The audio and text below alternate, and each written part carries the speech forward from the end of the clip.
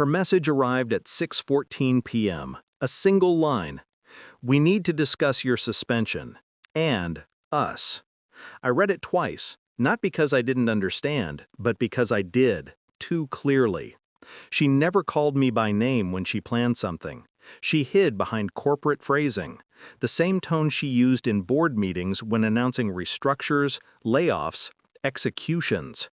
I stared at the glowing screen in the dark corner office she and I once painted together, before she became CEO, before the firm swallowed her whole and she let it. A knock on the glass. Her lever slipped inside. The junior partner, 32. Too confident for someone who still pronounced escrow wrong in front of clients. His tie wasn't straight. Hers never was after she visited him. He leaned against my doorframe and said nothing. He didn't need to. The entire floor felt staged, like they were waiting for my reaction, waiting for a crack. I gave none. I stood, buttoned my jacket, and walked past him without a word. His cologne smelled like citrus and insecurity. At home, she didn't look up from the wine on the counter. "We should consider an open marriage," she said softly, like she was offering me another glass. Then she added, "It'll help the firm's dynamics if you cooperate." Suspension, open marriage, cooperation, corporate language for betrayal. Something inside me sank, and something colder rose. The next morning she called a formal discussion. HR sat there pretending they didn't already know every detail of her affair. The company lawyer avoided my eyes. The junior partner smirked like he finally won a game I never agreed to play. She read a statement about inappropriate conduct and marital boundaries affecting team cohesion. I listened, quiet, still. When she slid the suspension letter across the table, her eyes flicked up, watching for the quake in my expression. There wasn't one. Instead, there was a slow, dull echo forming in my chest, a realization that felt both numb and precise. This wasn't impulsive. This wasn't emotional. This was orchestrated. She had built an entire narrative to push me out, professionally and personally. One clean cut, no mess. The lover watched me like prey. HR waited for a scene. But scenes require emotion. I had none left. "Do you accept the terms?" she asked. Her voice wavered, just slightly, enough for me to hear the fear behind the veneer. I signed the paper. "All right," I said, pushing it back toward her, "if this is what you want." Her relief was immediate and greedy. She thought she'd broken me cleanly. But betrayal isn't sharp. It leaks. And the more silent it stays, the more dangerous it becomes. I walked out of the office with the calm of a man preparing a strategy, not a reaction. Because I knew something she didn't.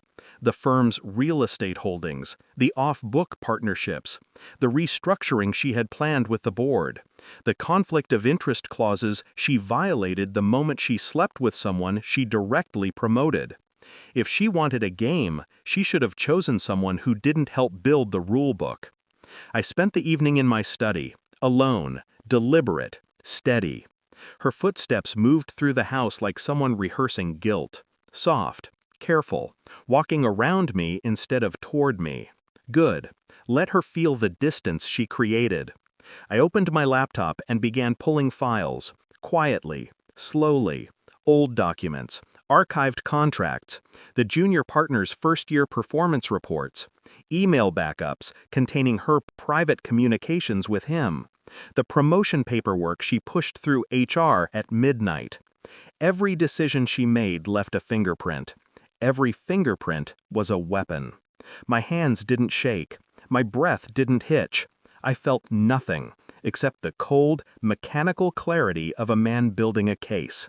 Not for court, for truth. Just truth. At 2:11 a.m., I found the message that confirmed everything. Her discussing transitioning her husband out cleanly with the junior partner. A spreadsheet of planned share reallocation. A joke about marital assets with emojis HR would love to print out. I leaned back in my chair. Silence. Then a single thought surfaced. So this is who you became. She walked past the study door, paused. Are you okay? She asked. I didn't turn. Fine, I said, but I wasn't fine. I was awake, and that was worse for her than anger. The next morning, she smirked when I handed her coffee, thinking submission meant weakness. Instead, it meant she was already too late. By noon, I had copied everything. By evening, I had printed my resignation. Not emailed, not submitted through HR. Printed, signed, and ready. When she went to bed, I slipped it into my briefcase and stared at the ceiling until dawn. Cold, still, certain. She didn't notice anything at first. Not when I left early. Not when I parked in the board-only garage. Not even when I walked straight past the receptionist. But she noticed when she entered the firm at 9:07 a.m. and saw my empty desk. No coffee mug, no files, no photos, just an envelope on the polished wood. Her smile faltered. Inside was my resignation letter, and attached a detailed summary of her policy violations, conflicts of interest, time-stamped messages, and the promotion she approved for her lover, signed during our wedding anniversary dinner. The company lawyer found her standing there, frozen. "Tell me you didn't post it," he whispered, pale. Her lips parted, but nothing came out, because behind him the board members were already calling an emergency session. She looked around like the walls had betrayed her, but they hadn't. She had. I was already in the boardroom when they escorted her in. She stopped when she saw me, shocked, unprepared. "Why are you?" I slid a folder across the table. Not photos, not accusations, not rage, just facts. "Everything you hid," I said quietly, "is yours to face." The junior partner tried to enter. Security blocked him. Her hands shook. Her voice cracked. She tried explaining, rationalizing, blaming stress, marriage, emotions. But I stayed silent. Silence is the sharpest blade. She finally looked at me, really looked. "How long have you known?" "A while." "And you didn't say anything?" "You suspended me," I said. "I accepted. Now you can accept this." The board asked her to leave the room. She hesitated, waiting for me to intervene. I didn't. She walked out alone, and for the first time she understood what solitude felt like. I didn't stay for the vote. I didn't need to. The truth was already moving without me. Tidy, clinical, exact. I stepped outside into the morning air, feeling nothing dramatic. No triumph, no heartbreak, just clarity. Betrayal had a taste. Not bitter, not sharp, just cold. A quiet ending to a story she wrote, thinking I'd never read between the lines. At the parking lot, I looked back at the glass tower once last time.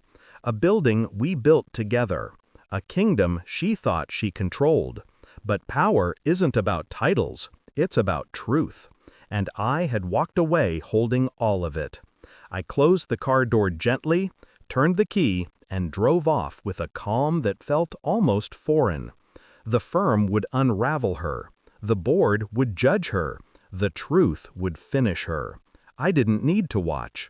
Some endings don't require witnesses, only distance. And I finally had mine.